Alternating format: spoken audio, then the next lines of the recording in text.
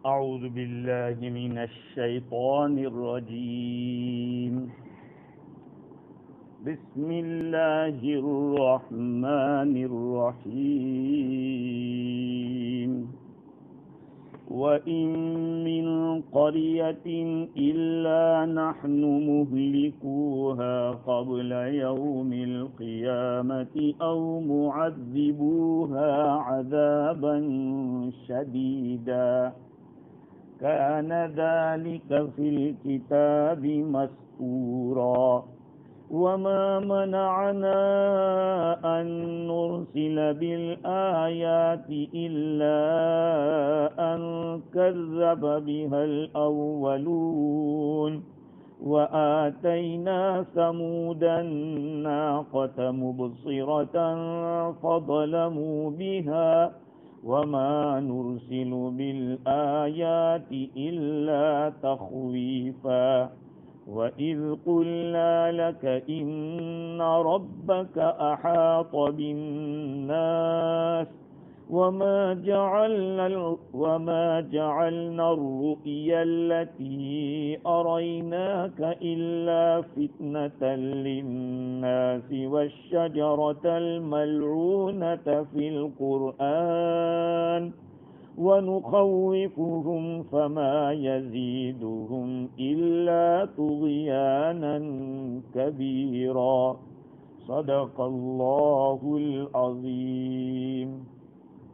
بزرگوں، پیارے بھائیوں، کل گزشتہ یہ بات چل رہی تھی کہ خوف اور امید، اللہ تعالیٰ کے رحمت سے امید رکھنا اور اللہ تعالیٰ کے عذاب سے ڈرنا، یہ دو چیزیں انسان کی زندگی میں ایک بہت بڑا رول ادا کرتا ہے.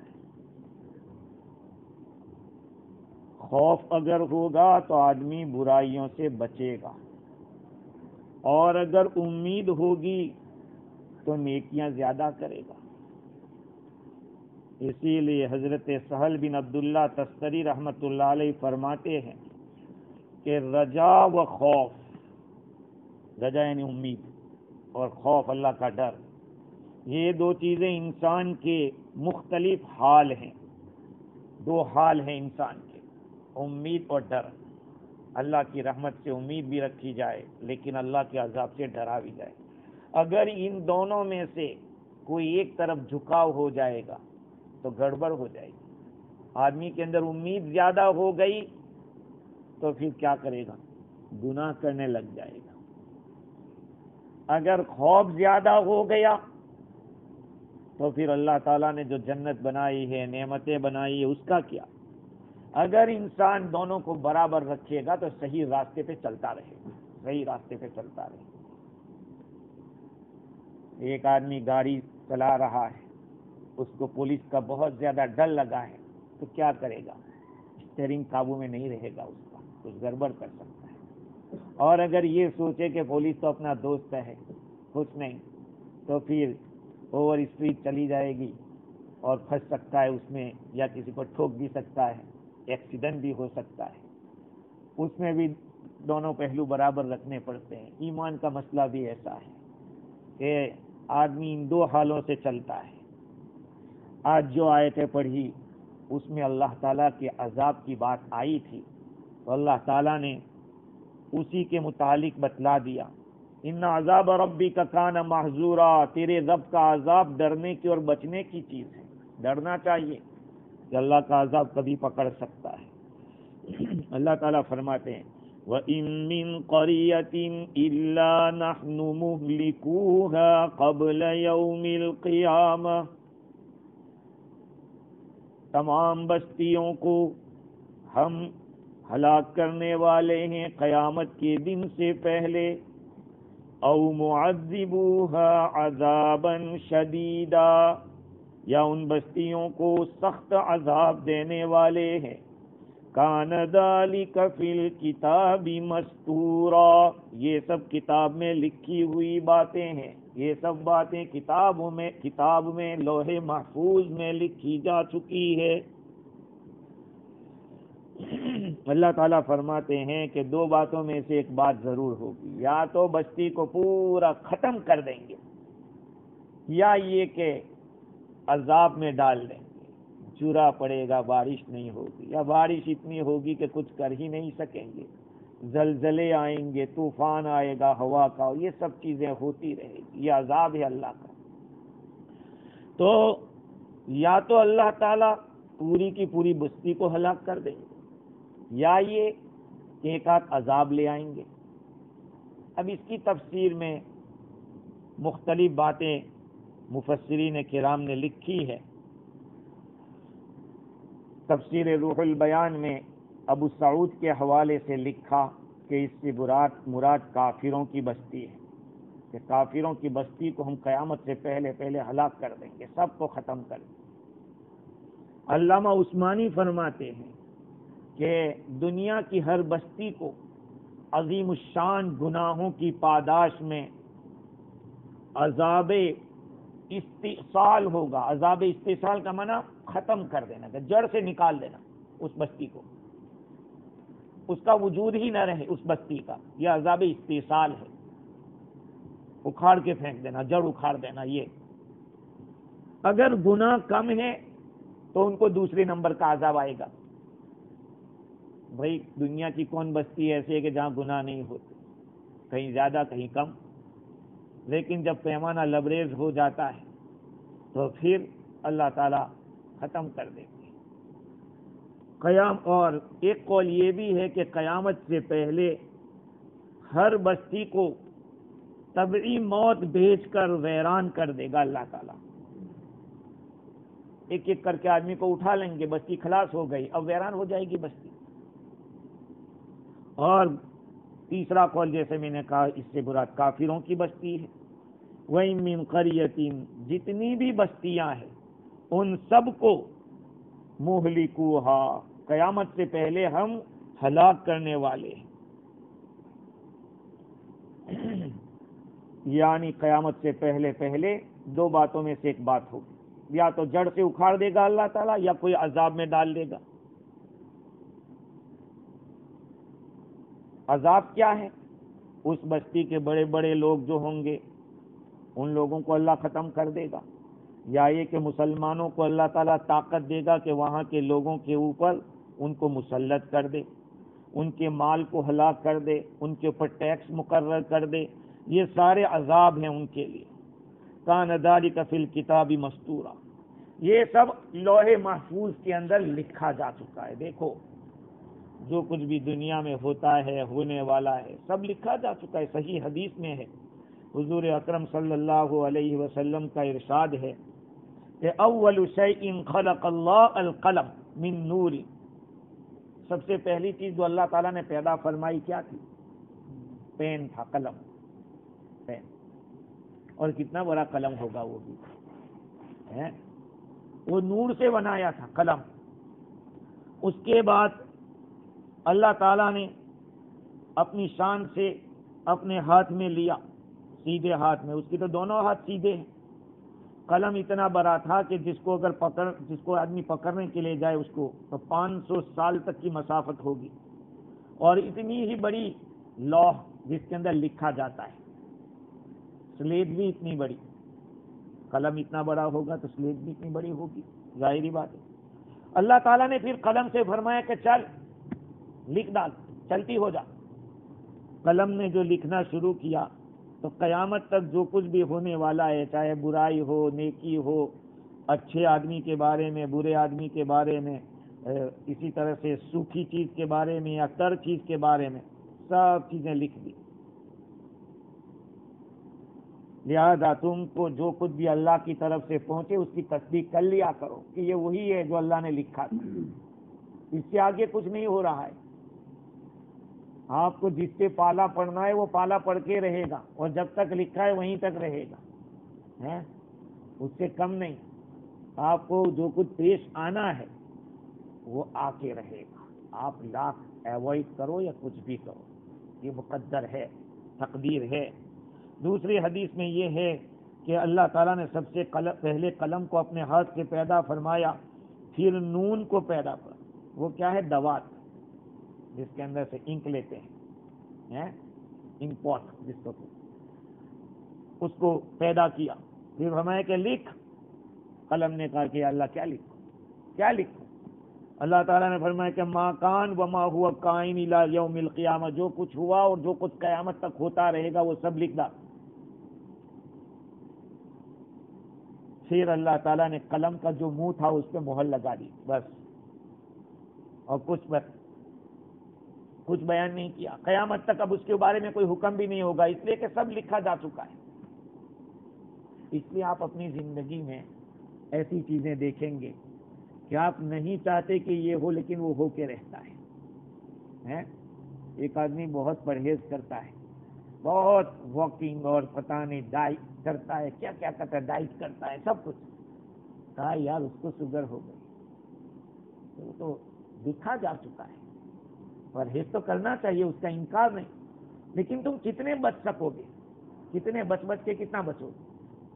تقدیر غالب آ کے رہتی ہے، آدمی کے نصیب میں جو لکھا ہے وہ ہو کے رہے گا. اللہ تعالیٰ فرماتے ہیں کہ جتنی بھی دنیا کے اندر بستیاں ہیں وہ سب کو اللہ تعالیٰ ہلاک کر کے رہے گا. کیسے کرے گا؟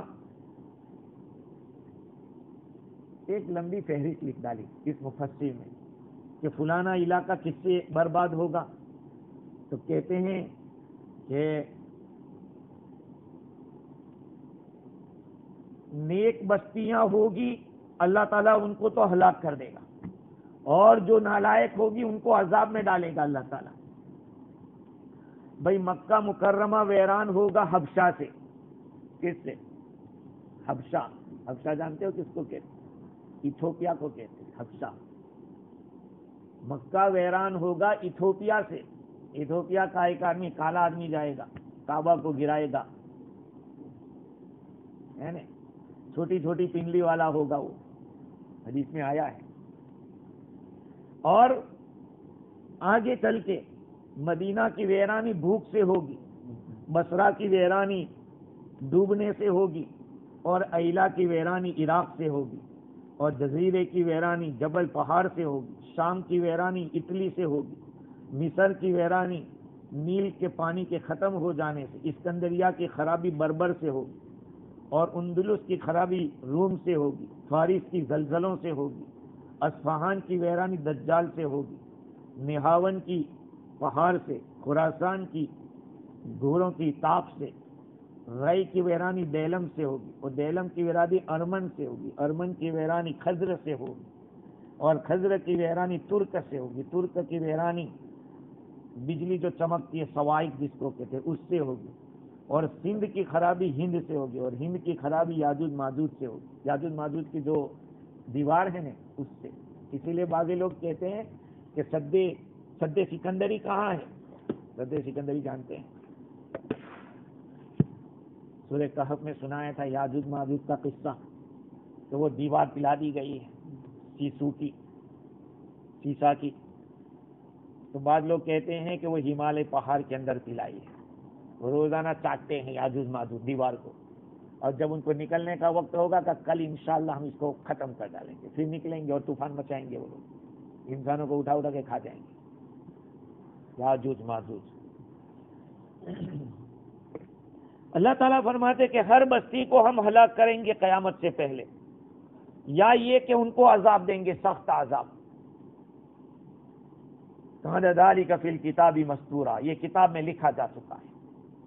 وما منعنا ان نرسل بالآیات الا ان كذب بها الاولون وآتینا ثمود الناقة مبصرة فظلموا بها وما نرسل بالآیات الا تخویفا.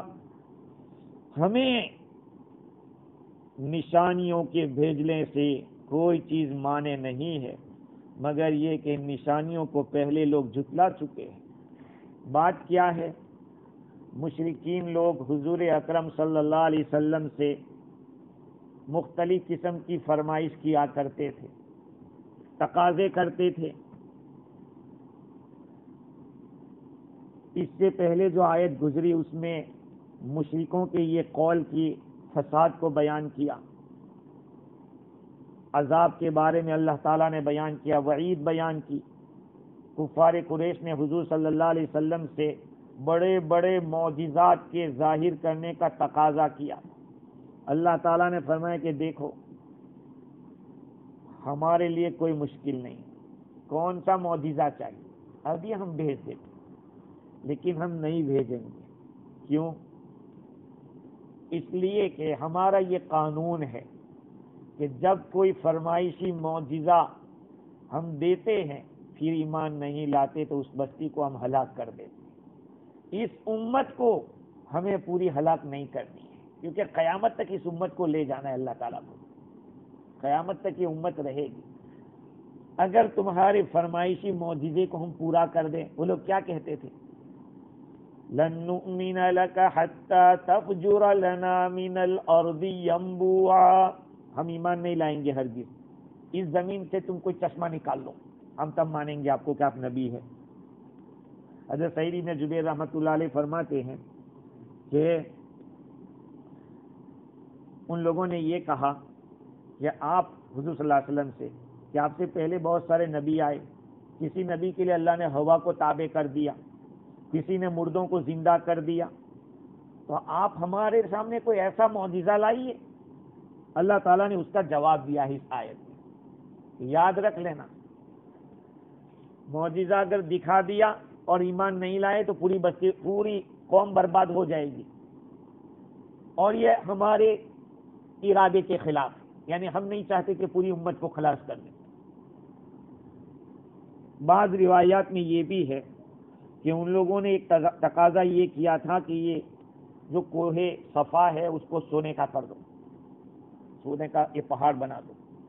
اور دوسرا تقاضا یہ کیا کہ جتنے پہاڑ ہیں ان کو ہٹا دو اپنی جگہ سے تاکہ ہم کھیتی کر سکیں وہاں پر. یہ تقاضا انہوں نے کیا. اس کے اوپر اللہ تعالیٰ نے یہ جواب دیا، وما منعنا ان نرسل بالآیات الا ان كذب بها الاولون. اگر اللہ تعالیٰ ان فرمائشی معجزات کو ظاہر فرما دیں گے تو بھی ایمان نہیں لائیں گے، بلکہ اپنے کفر پر لگے رہیں گے. پھر اللہ تعالیٰ کا عذاب استحصال آئے گا، جڑ سے اکھاڑ دے گا اللہ تعالیٰ. اور اللہ تعالیٰ کو اس امت پر ایسا عذاب نہیں لانا ہے. اس لیے اللہ تعالیٰ نے بتلا دیا کہ یہ ایمان نہیں لائیں گے تو ان کی اولاد لائے گی یا ان میں سے کچھ لے آئیں گے. میں اپنا معجزہ اس لیے ظاہر نہیں کرتا ہوں. ہاں، دوسری بات یہ ہے کہ ہم معجزات ظاہر نہیں کرتے کیونکہ ان کے باپ دادا بھی ایسے معجزات دیکھ چکے ہیں اور دیکھنے کے بعد بھی وہ ایمان نہیں لائے تھے. یہ بھی اپنے باپ دادا کے طریقے پر رہیں گے. کیا ہوتا ہے؟ اولاد اپنے ماں باپ کے طریقے پر رہتی ہے. جیسا ہم نے بڑوں کو کرتے دیکھا ویسا کر رہے ہیں. ہوتا ہے کہ نہیں؟ اب جیسے ہمارے یہاں ہندوستان کے اندر جب 27ویں ہوتی ہے، قرآن ختم ہوتا ہے تو مسجدیں بھر جاتی اور قرآن کے ختم کی خوشی مناتے ہیں. ہمارے ملک میں یہ چیز ہے ہی نہیں، کیونکہ دیکھا ہی نہیں، سنا نہیں. قرآن کے ختم کی کیا خوشی ہوتی ہے تو وہ تو اسی کو پوچھو جس نے پڑھا ہے. اگر آپ سال بھر میں قرآن نہیں پڑھے ہو اور قرآن سنا تو اس کی خوشی ہونا لازمی ہے کہ یار قرآن تو سن لیا ہم نے، نماز میں تو سن لیا. لیکن بہت افسوس کے ساتھ کہنا پڑ رہا ہے کہ اس کا احساس تک نہیں ہم لوگوں کی اس خوشی کا. خیر، تو ان کے باپ دادا بھی ایسے معجزے دیکھ چکے تھے تو یہ بھی ایسا ہی کریں گے جیسے ان کے باپ دادا نے کیا تھا. اور تیسرا قول یہ ہے کہ جب اگلے لوگوں نے معجزے دیکھے تو ان معجزات کو جھٹلایا. ہاں، اللہ تعالیٰ فرماتے کہ تم بھی دیکھو گے تو تم بھی جھٹلاؤ گے، لہذا یہ معجزات کا ظاہر کرنا بیکار ہو جائے گا، کوئی فائدہ نہیں ہوگا، اس لیے ہم ظاہر نہیں کرتے. اللہ تعالیٰ آگے مثال دیتے ہیں، وَآتَيْنَا ثَمُودَ النَّاقَةَ مُبْصِرَةً فَظَلَمُوا بِهَا. ہم نے قوم سمود کو اونٹنی عطا کی تھی. قوم سمود جانتے ہو؟ صالح علیہ السلام کی قوم. صالح علیہ السلام کی قوم نے درخواست کی صالح علیہ السلام سے کہ یہ جو پہاڑ ہے نا، اس پہاڑ میں سے کیمل نکال دو، زندہ کیمل نکالو. کہا دیکھنا، کہا نہیں ہم مان لیں گے. اور وہ بھی گابھن چاہیے جس کے پیٹ میں بچہ ہو. یہ تقاضا کیا, کہا کہ دیکھو تم نہیں مانتا, نہیں مانیں گے. اللہ تعالیٰ سے درخواست کی. اللہ تعالیٰ پتھر سے بھی پیدا کر سکتا ہے جاندار کو, بے جان سے جاندار, جاندار سے بے جان نہیں پیدا کرتا. قرآن میں کئی جگہ ہے. اللہ کے حکم سے وہ جو پہاڑ تھا اس پہاڑ کے اندر سے گھاون اونٹنی نکلی جس کے پیٹ میں بچہ تھا. اب کہا کہ ایک دن یہ اونٹنی پیے گی, ایک دن تمہارے جانور پیے گی, اس کا احترام کرنا. لیکن انہوں نے کیا کیا, قدر نہیں کی, ناقدری ہوئی. اس اونٹنی کی کوچے کاٹ ڈالی. خدار بن صالح نام کا آدمی تھا, اس نے صالح علیہ السلام نے فرمایا کہ یاد رکھو اب تمہاری باری آ چکی ہے. اور پھر اللہ کا عذاب آیا, ختم کر دی پوری بستی, پوری قوم کو تباہ کر دیا. اللہ تعالیٰ مثال دے رہے وَآتَيْنَا ثَمُودَ النَّاقَةَ مُبْصِرَةً فَظَلَمُوا بِهَا. جیسے یہ لوگ تقاضے کر رہے ہیں اس طرح کے معجزہ کے قوم سمود بھی کر چکی تھی, اور ہم نے ان کو دیا تھا قوم سمود کو اونٹنی, ناقہ کے معنی اونٹنی. فَظَلَمُوا بِهَا, انہوں نے اس اونٹنی کے اوپر ظلم کیا, اس معجزے کا انکار کیا. حالانکہ وہ اونٹنی کیسی تھی, مبصرہ تھی. مبصرہ کے معنی اگر کوئی اس میں غور و فکر کرے تو سمجھ جاوے کہ یہ اللہ کی نشانی ہے. تو پہاڑ میں سے ایک بیدان چیز میں سے جاندار, اتنا بڑا جانور, وہ بھی پیٹ میں بچہ والا, بچہ کیسے بھی؟ سب کے ذہن میں تو یہ ہوتا ہے کہ نر اور مادہ سے بچہ ہوتا ہے, اس کے پیٹ میں بچہ آیا کیسے؟ اور اتنا بڑا ڈل ڈول والا جانور. مبصرتن, مبصرتن کے معنی مضیئتن, روشنی کرنے والی, دیکھنے والے کو سمجھانے والی اونٹنی. فظلموا بہا, انہوں نے اس پر ظلم کیا, مار ڈالا اونٹنی کو. کسی عورت نے اس کو ورگلایا, اٹھایا کہ کام کر دے, اس نے کیا ایسا, اس کے پاؤں کاٹ ڈالے. پھر تو کیا پوچھنا تھا. خدا کی طرف جو چیزیں منسوب ہوتی ہے, رسول کی طرف جو چیزیں منسوب ہوتی ہے, وہ بہت قیمتی ہوتی ہے. کتاب اللہ, رسول اللہ, بیت اللہ, مساجد اللہ, یہ سب چیزیں اللہ کی ہیں, اس کا احترام بہت ضروری ہے. اللہ تعالیٰ نے فرمایا کہ جب ظلم کیا تو پھر جو ہونا تھا ہوا. وما نرسل بالآیات الا تخویفا, ہم جو کوئی بھی نشانی لاتے ہیں مقصد اس میں ڈرانا ہوتا ہے. وما نرسل بالآیات, ہم نشانیاں نہیں بھیجتے ہیں مگر ڈرانے کے لیے. لوگ مان جاتے ہیں تو ٹھیک ہے, اور نہیں مانتے تو پھر اللہ کا عذاب اتر جاتا ہے. تو پہلے تو اللہ تعالیٰ یہ نشانی دیتے ہیں ڈرانے کے لیے کہ دیکھو یا تو کیش عذاب آئے گا, یا اگر ابھی نہیں تو آخرت میں تو ہوگا ہی.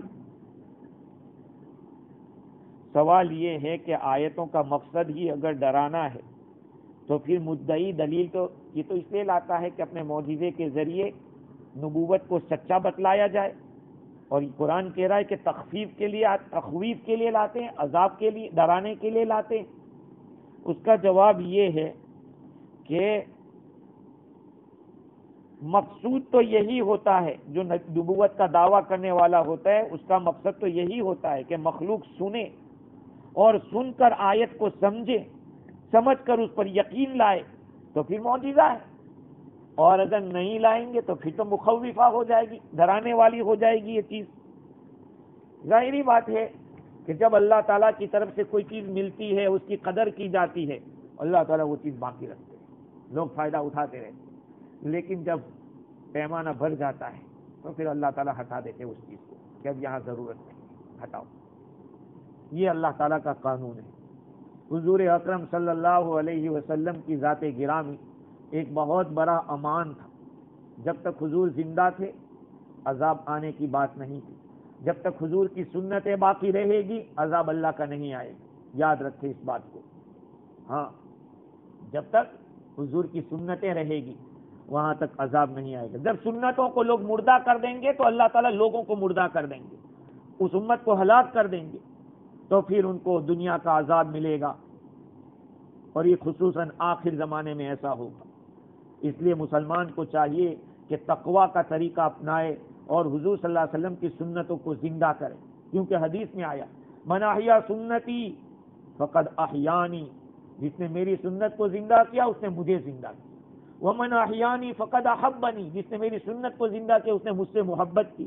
ومن احبنی کان معی فی الجنہ، اور جو مجھ سے محبت کرے گا وہ جنت میں میرے ساتھ رہے گا. یہ حدیث ہے. اور ایک حدیث، من حفظ سنتی اکرمہ اللہ باربع خصال، جو آدمی میری سنتوں کی حفاظت کرے گا، رعایت کرے گا، اللہ تعالیٰ اس کو 4 چیزیں عطا فرمائے گا. المحبہ فی قلوب البررہ، نیک لوگوں کے دلوں میں اللہ محبت پیدا فرمائے گا. والہیبۃ فی قلوب الفجرہ، نالائقوں کے دلوں میں ڈر اللہ تعالیٰ ڈالے گا. والسعۃ فی الرزق، روزی میں اللہ تعالیٰ کشادگی دے گا.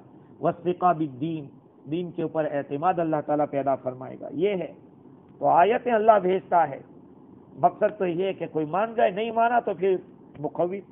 وَإِذْ قُلْنَا لَكَ إِنَّ رَبَّكَ أَحَاطَ بِالنَّاسِ وَمَا جَعَلْنَا الرُّؤْيَا الَّتِي أَرَيْنَاكَ إِلَّا فِتْنَةً لِلنَّاسِ وَالشَّجَرَةَ الْمَلْعُونَةَ فِي الْقُرْآنِ، ہم نے آپ کو وحی بھیجی، ہم نے آپ سے کہہ دیا تھا کہ تیرا رب لوگوں کو گھیر کے رکھا ہے.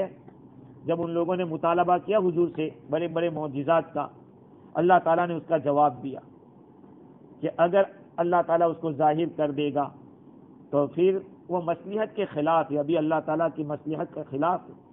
اور اگر اس طرح سے تم تقاضا کیے تو کافروں کی جرأت ہو جائے گی.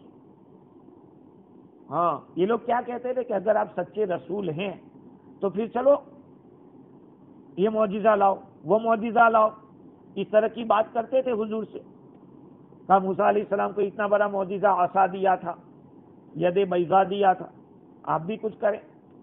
اس وقت اللہ تعالیٰ نے حضور صلی اللہ علیہ وسلم کے دل کو مضبوط کیا اور فرمایا کہ اللہ تعالیٰ اپنے نبی کی مدد کر کے رہے گا. تو اللہ تعالیٰ فرماتے ہیں وَإِذْ قُلْنَا لَكَ، اے نبی جی ہم نے آپ کی طرف وحی بھیجی تھی کہ اللہ تعالیٰ لوگوں کو گھیر کے رکھا ہے، تمہارا رب نے لوگوں کو گھیر کے رکھا ہے.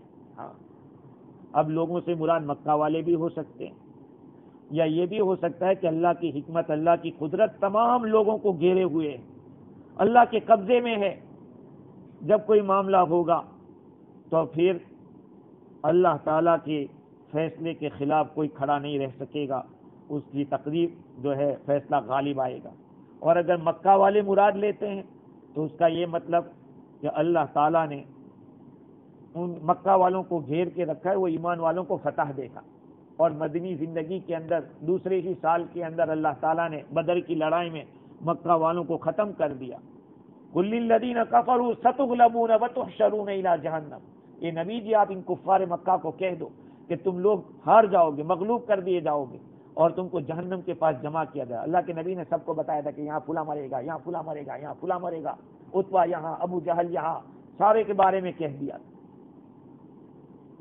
جب وہ دونوں جماعتیں بدر کے دن جمع ہوئی، حضور صلی اللہ علیہ وسلم اپنی وہ جھونپڑی کے اندر تشریف فرماتے صدیق اکبر کے ساتھ، اللہ کے نبی دعا کر رہے تھے اللہم انی اسألک عہدک ووعدک لی، اے اللہ تو نے جو مجھ سے وعدہ کیا ہے، تو نے جو مجھ سے عہد کیا، میں اس کا تجھ سے سوال کرتا ہوں. پھر حضور نکلے، آپ کے اوپر ایک زرا تھی، لوگوں کو ابھار رہے تھے. سیہزم الجمع ویولون الدبر، کہ آج ان جماعتوں کو شکست کر دی جائے گی، اللہ ان کو ہرا دے گا. تو اللہ تعالیٰ نے 2 مثالیں یہاں بتلائی. وَمَا جَعَلْنَا الرُّؤْيَا الَّتِي أَرَيْنَاكَ إِلَّا فِتْنَةً لِلنَّاسِ، وہ خواب جو ہم نے آپ کو دکھایا تھا وہ لوگوں کے فتنے کے لیے دکھایا تھا. وہ کون سا خواب تھا؟ اب وہ خواب کے بارے میں مفسرین کہتے ہیں کہ یا تو حضور نے جو عمرے کا ارادہ کیا تھا مکہ جانے کا اور وہاں مکہ والوں نے روک دیا تھا. حضرت عمر رضی اللہ عنہ صدیق اکبر سے عرض کیا تھا کہ کیا حضور نے ہم کو نہیں بتایا تھا کہ ہم بیت اللہ میں جائیں گے، طواف کریں گے؟ صدیق اکبر نے کہا کہ ہاں کہا تو تھا، لیکن یہ کہاں کہا تھا کہ اس سال کریں گے، کہ دوسرے سال کریں گے، یہ تو حضور نے نہیں فرمایا تھا. جب دوسرا سال آیا تو گئے اور آپ نے عمرہ کیا تو اللہ تعالیٰ نے اپنے رسول کے خواب کو سچا کر کے دکھایا. بعض لوگوں نے یہ کہا ہے، سعید ابن مسیب رحمۃ اللہ علیہ فرماتے کہ حضور نے خواب دیکھا تھا بنو امیہ کے بارے میں، خاندان بنو امیہ کے بارے میں، کہ وہ حضور کے منبر کو کھینچا تانی کر رہے ہیں. اللہ کے رسول صلی اللہ علیہ وسلم نے جیسے بندر کھینچتا ہے نا اس طرح سے کھینچ رہے ہیں. حضور کو بہت برا لگا، اور بعض روایت میں ہے کہ حضور نے صدیق اکبر عمر فاروق رضی اللہ تعالیٰ عنہ کو بتایا کہ اس طرح سے ہوا ہے۔ اب یہ بات جو اس خاندان کا حکم بن عاص تھا اس کو پتا چل گیا، تو کسی نے کہا کہ حضرت عمر نے یہ بات لیک کر دی۔ بعد میں حضور کو پتا چل گیا کہ نہیں، حضرت عمر نے بات نہیں لیک کی، بلکہ وہ کان لگا کے سن رہا تھا حضور کی باتوں کو، ایسے سن رہا تھا، کانا کہتے ہیں چوری کرنا کان سے، تو ایسا کر رہا تھا۔ تو یہ اس قبیلے کی طرف اشارہ ہے کہ وہ خواب ہم نے جو دکھایا تھا۔ اور تیسرا قول یہ ہے کہ اللہ کے نبی نے معراج کے اندر جو دیکھا اس کو خواب کہا۔ ارے بھائی، یا خواب سے مراد سو کر جو دیکھتے ہیں وہ خواب مراد نہیں، آنکھوں سے دیکھا مراد ہے۔ اسی لیے حضور نے اللہ تعالیٰ کو دیکھا اور یہ معراج ہوئی، تو اعتراض لوگوں نے کیوں کیا؟ بعض لوگ مرتد ہو گئے تھے یہ بات سن کر، کرے ایسا ہوئے کہ رات کو مکہ سے یروشلم گئے اور وہاں سے آپ اوپر جا کے آئے؟ تو بھائی یہ تو آزمائش تھی، اللہ نے فتنہ بنایا تھا اس کو۔ اور پھر وَالشَّجَرَةَ الْمَلْعُونَةَ فِي الْقُرْآنِ، اور وہ درخت جس پر قرآن میں لعنت کی گئی ہے وہ درخت بھی ہم نے بنایا ہے اس لیے تاکہ وہ آزمائش کا باعث بنے۔ اور وہ درخت سے کون سا درخت مراد ہے؟ اس کے بارے میں بعضوں نے کہا، اکثر لوگ تو کہتے ہیں کہ زقوم کا درخت ہے۔ زقوم کا درخت جانتے ہو کس کو کہتے ہیں؟ زقوم نہیں جانتے؟ تھور کو کہتے ہیں، تھور۔ یہاں بہت سے لوگوں کے گھر کے باہر پڑا ہے وہ درخت، ہاں تھور کہتے ہیں اس کو، ہڑجوڑ کہتے ہیں، ہڑجوڑ، ہاں کانٹے والا ہڑجوڑ کہتے ہیں۔ تو حضور صلی اللہ علیہ وسلم نے فرمایا کہ جہنمیوں کا خوراک یہ ہوگا زقوم۔ قرآن کہتا ہے ان شجرۃ الزقوم طعام الاسیم، گنہگاروں کا خوراک ہوگا۔ تو ابو جہل نے کہا کہ لو ایسی بات کرتے ہیں کہ جہنم میں پتھر بھی جل جائیں گے اور کہہ رہے ہیں کہ درخت اگے گا، تو وہاں درخت اگے گا کیسے؟ آگ جلا نہیں دے گی، آگ تو کھا جائے گی، تو اگے گا کیسے وہاں پر؟ تفسیر مظہری کے اندر اور بھی بات تفسیروں میں لکھا ہے کہ سمندل نام کا ایک پرندہ ہوتا ہے، وہ پرندہ اپنے پیٹ سے آگ نکالتا ہے۔ کیا نکالتا ہے؟ آگ نکالتا ہے، آگ۔ تو لکھا ہے کہ وہ آگ نکلتی ہے تو کیا اس کا پیٹ کے اندر جو کچھ ہوتا ہے وہ جل نہیں جاتا؟ اس کے پیچھے کا جو حصہ جس کو دبر کہتے ہیں، کیا وہ جل نہیں جاتا؟ وہ کیوں نہیں جلتا ہے؟ اگر اللہ تعالیٰ جس کو بچانا چاہے وہ تو بچے گا۔ بھائی فرشتے جو جہنم میں ہوں گے تو کیا وہ جل جائیں گے؟ ارے ان کے لیے کچھ بھی نہیں ہوگا، وہ جہنم ان کے لیے جہنم نہیں رہے گی۔ تو درخت اللہ اگانا چاہے تو آگ میں بھی اگا سکتا ہے۔ وَالشَّجَرَةَ الْمَلْعُونَةَ فِي الْقُرْآنِ، بعضوں نے اس درخت سے یہودیوں کو مراد لیا ہے، اور بعض لوگوں نے یہ بنو امیہ والے خاندان کو لیا ہے۔ مختلف اقوال ہیں۔ وَنُخَوِّفُهُمْ فَمَا يَزِيدُهُمْ إِلَّا طُغْيَانًا كَبِيرًا، ہم تو ان کو ڈراتے ہیں لیکن یہ ڈرانا ان کو سرکشی کے اعتبار سے اور بڑھا رہا ہے، سرکشی کے اعتبار سے اور بڑھا رہا ہے۔ بعض لوگ ایسے ہوتے ہیں کہ آپ ان کو جتنا سمجھاؤ وہ اتنے الٹے جائیں گے، سمجھے؟ بعض لوگوں کی فطرت ایسی ہوتی ہے، بعض کا مزاج ایسا ہوتا ہے، ان کو جتنا سمجھائیں گے وہ اتنا الٹا کریں گے۔ ہاں کیوں بھائی؟ ان کا مزاج ہی ایسا بنا ہوا ہے۔ فما یزیدہم الا طغیانا کبیرا، بس مکہ والے بھی اسی طرح کے تھے کہ ان کو جتنا سمجھایا جاتا تھا اور ان کو فہمائش کی جاتی تھی وہ اتنی حد دھرمی کرتے تھے۔ تو اللہ رب العزت نے ان آیات کے اندر کفار مکہ کے جو فرمائشی معجزات تھے ان کے بارے میں بتایا کہ ہم نے تو آپ سے کہہ رکھا تھا کہ تمہارے رب نے لوگوں کو گھیر کے رکھا ہے، اور وہ خواب جو ہم نے بتایا تھا آپ کو وہ بھی لوگوں کو آزمانے کے لیے۔ اور قرآن مجید میں وہ درخت اس کو ملعون درخت کہا ہے۔ بھئی ملعون کیوں کہا؟ جس پر لعنت ڈالی گئی ہے۔ کس نے لعنت ڈالی؟ کہا جو اس کو کھائے گا وہ لعنت کرے گا۔ ارے اس کو پکڑے گا تو اس کے کانٹے لگیں گے، ہڑ جوڑ کے کانٹے لگتے ہیں، تو اس کو بھی لعنت کریں گے لوگ، اس لیے اس کو۔ اور اگر یہودی مراد لیتے ہیں تو لعن الذین کفروا من بنی اسرائیل علی لسان داؤد، داؤد علیہ السلام کی زبانی یہودیوں پر لعنت برسی ہے۔ تو مختلف اقوال ہیں۔ وَنُخَوِّفُهُمْ، ہم ان کو ڈراتے ہیں، فَمَا يَزِيدُهُمْ إِلَّا طُغْيَانًا كَبِيرًا، تو ان کو نہیں بڑھاتا ہے مگر بڑی سرکشی کو، سرکشی کے لحاظ سے بڑھاتا ہے۔ تو اللہ تعالیٰ نے اپنے کلام پاک میں بہت ساری باتیں سمجھانے کے لیے بیان کی ہے۔ اب یہ ہے کہ قرآن تو آیا ہی ہے اس کے لیے، ہدایت کے لیے، ہم ہی نہ لیں تو ہم سے بڑا بدقسمت کوئی نہیں ہے. کیا خیال ہے؟ یہ تو قرآن ہے، چلتا رہے گا، سناتے رہیں گے جب جب موقع لگے گا. اب آپ کے اندر ہے جذبہ لینے کا کہ کتنا لیتے ہیں. بارش تو ہر جگہ پڑتی ہے بھائی، لیکن بعض جگہ پہ کچھ بھی نہیں اگتا، جو پتھر ہوتا ہے وہاں بھی پانی پڑتا ہے لیکن نہیں اگتا، کیونکہ اس کی فطرت میں نہیں ہے اگانے کی. بعض ایسی ہوتی ہے کہ تھوڑی سی بارش میں بھی اگ جاتا ہے. تو آپ کے اندر جو صلاحیتیں ہوگی اس کے مطابق علم ملے گا، اور جب تک آپ بارش کے سامنے نہیں جاؤ گے تو بارش پانی لگے گا بھی ہے. خیر، اللہ تعالیٰ صحیح سمجھ عطا فرماوے. اور آج ہم یہیں پہ تفسیر ختم کرتے ہیں. اللہ تعالیٰ جو کہا گیا سنا گیا عمل کی توفیق دے، اور قرآن مجید کی اگر کوتاہی ہوئی ہو ہم سے اللہ معاف فرمائے. سبحان اللہ بحمدہ.